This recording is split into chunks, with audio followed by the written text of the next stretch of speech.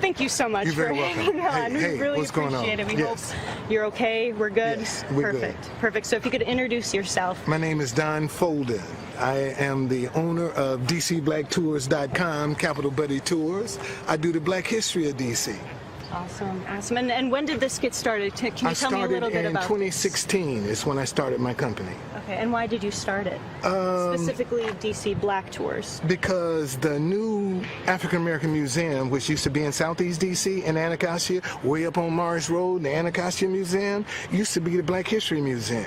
So when I saw that they were building the new Black History Museum downtown, I knew it was going to be a magnet.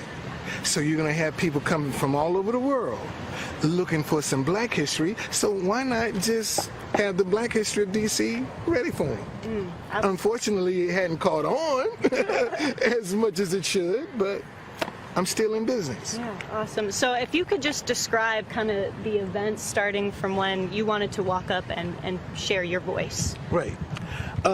Most of these people out here are full of shit. They're out here just to, say Black Lives Matter, but their money don't really say Black Lives Matter.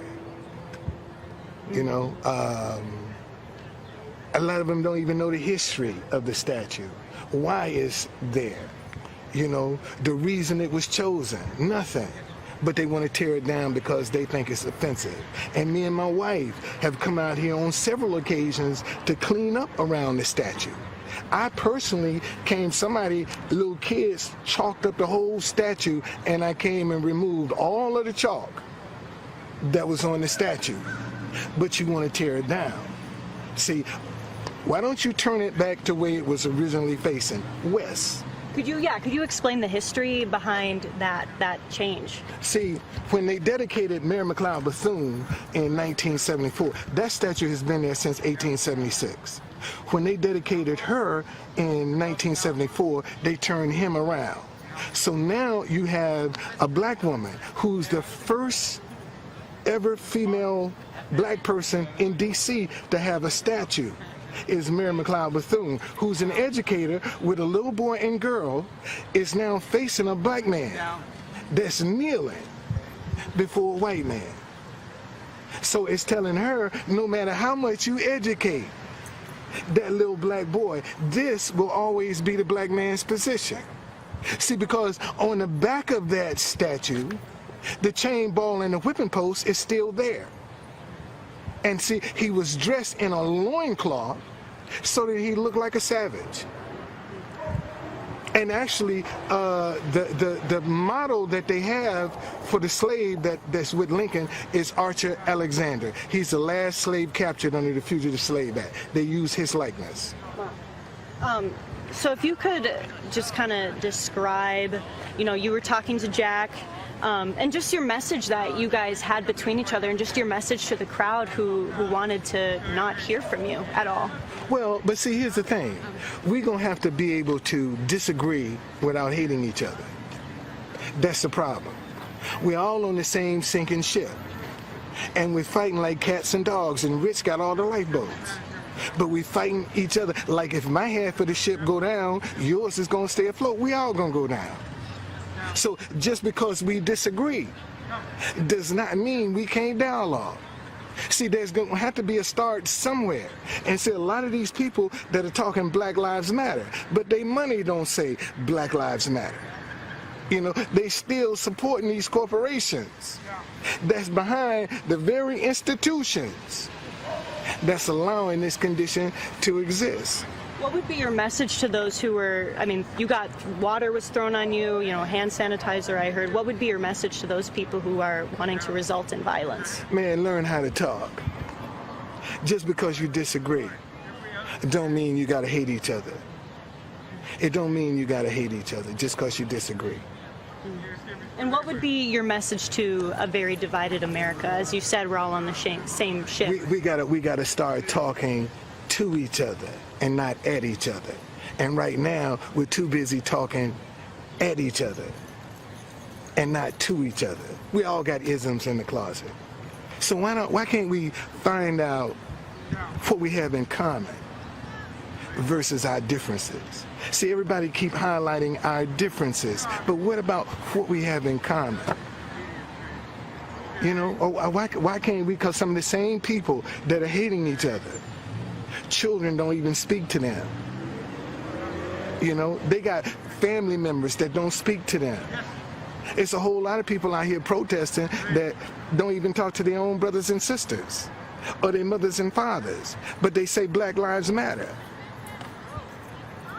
You see, so let's be real about this thing. You know? Yeah. So what would be your message to someone who may disagree with you? Man, it don't ever hurt to talk. Don't ever hurt to talk. And we need to do more talking to each other and not at each other with all the hatred and the division and the vindictiveness. That's not going to solve the problem. What's your opinion on groups like this trying to tear down statues, I mean, all over the United States? Well, see, that's a part of history. See, this is a part of the fabric, whether you want to agree with it or not. That's there. Now, some of these statues should be put in a museum. They should be destroyed. Put them in a museum and replace them with some people that are more deserving to have a statue. All right? But that history, because even if you destroy the history, don't mean you destroy the mindset. The mindset is still here. And see, and this is what these people, they can come out here and protest till they blue in the face. But the mindset is still here. They're not addressing the mindset. And this is what we're going to have to address. Well, what is that mindset that you see in them? Well, man, right now, it's too easy to cheat to win in America. It breaks my heart. And see, here's what a lot of people don't know. I'm one of the few Black Republicans you're going to find in the city. A lot of people think I'm a Democrat, but I'm a Republican voter. I ran for office as a Republican. Okay? All right, so I don't know if you knew that or not. No. But I am one of the few Black Republicans in Washington, D.C. Okay, now does that have any bearings as to why my business is so bad? I don't know. I don't know. But man, we got to come together. We got to come together, because look at what we're teaching the young people that's going to be responsible for us, that they can cheat to win.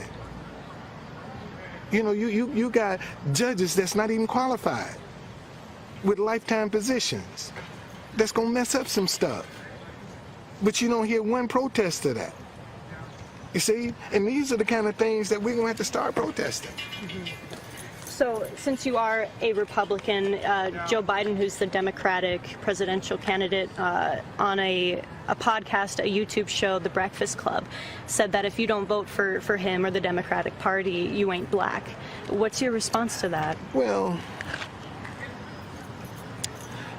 I understand, unfortunately, you know, being that you're talking to a Black crowd, what else are you going to say?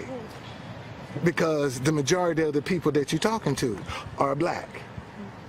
And he's saying that if you're going to vote for a racist, then you're not Black. And that's what he didn't say. See, it was the code that he was using that a lot of people don't want to highlight. That was nothing but a code. And the Republicans do it. You know, man, the only thing I regret about my party, they got to cheat to win. That's what I regret.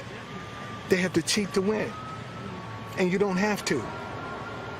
All right? But you can't, you know, why aren't you pulling in more Blacks like myself? But you got, you know, a woman like Candace Owens, who is nothing but a prostitute for the Republican Party. All right. So you got a lot of Black people that are say they're supporting the Republican Party strictly because of what they can get. They're doing it for what's in it for them, not because they are committed or dedicated to the individual. They're getting something out of that. So what do you want the Republican Party to know to rope you in, as you said? You know, you're asking why. You know, what would your message be to the Republican Party? Let's wait for a second here, guys.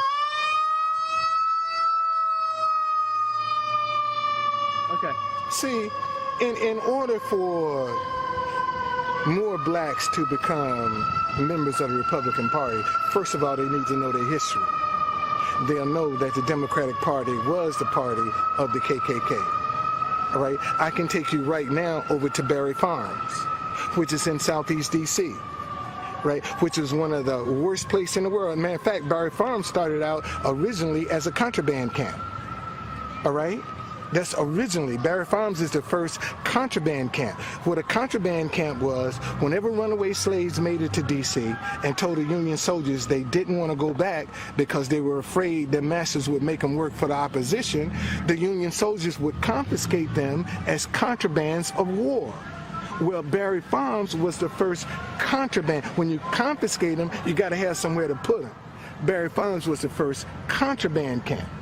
Barry Farms also, every street in Barry Farms is named after a radical Republican. I don't know if you knew that. Every street in Barry Farms is named after a radical Republican or somebody that was sympathetic to the black cause. So other than knowing your history, what are some other things the party can do to rope in more black voters? Be more transparent. You know, be more transparent and inclusive. You know, that politics is a dirty game. I know, I ran for mayor of D.C., I done ran for city council, so politics is a dirty game. Okay? And if they really want to groom some candidates, you know, then they need to get behind some, you see, because how much money you have determines whether you're a viable candidate. I don't care how good your ideas are. If you ain't got no money, you're not a good candidate. And see, and what the Republican Party need to do is get behind some black people that they can put out as candidates. All right? That's already a part of the Republican Party. That's not for somebody that just jumping on the bandwagon because it's the thing to do. See, because after a while, the thing gonna be to do is for black people now to come back in droves to the Republican Party. Watch what I tell you. You heard it here first. Okay? You can always say, hey man, that guy told me. Truth conductor, as you can say, truth conductor. He told me that no, black people gonna start coming back to the Republican Party in droves. Watch what I tell you, because that's gonna be the thing to do. Now, just one more question. I'm just wondering your opinion on this call for defunding the police or dismantling the police. What you think about that? Now, we need reform. We need police reform. It's what we need. We need police reform. Okay, in some cases, you know, there are, when you're doing a demolition job, you do have to, there are some things that need to be gutted out about the police force, you know, but we need reform because we're going to need the police, all right? We just need police reform is what we need because, you know, be it good or bad, I still know some good police officers, black and white, in D.C., and I know some shit too. Okay? And if you want to find out, all you got to do is go to any hood and you can find out any bad police officer in any city. Just go to any neighborhood and ask some of them young boys on the corner who are the corrupt police officers in the city, and they can tell you every. But see, the problem is the corrupt officers have been able to hide among the good officers. And this is why we're getting the uproar that we're getting. Awesome. Well, thank you so much for your time. We really appreciate you talking with us and being able to speak what you wanted to say up there, because I know that they were letting you. See, I didn't care. I never care about what they're going to say. I'm going to say what I got. Man, it's my town. I've been here 45 years. And my tours come out here, and you're going to tell me I can't come up and say you out your goddamn mind. You're crazy if you think I ain't going to come up and my tours come through here, and I didn't clean that statue off. And me and my wife done got in there and cut the hedges and trim and rake and got all the trash out. You damn right I'm gonna come and say something, whether you want to hear it or not. None of them people that live in the neighborhood care about what it looked like, but they want to tear it down. Well, thank you again, sir. You're we'll welcome. definitely appreciate it. Yes, All yes, right? very much. Man, thank you. Yes, Thank have a you. good night.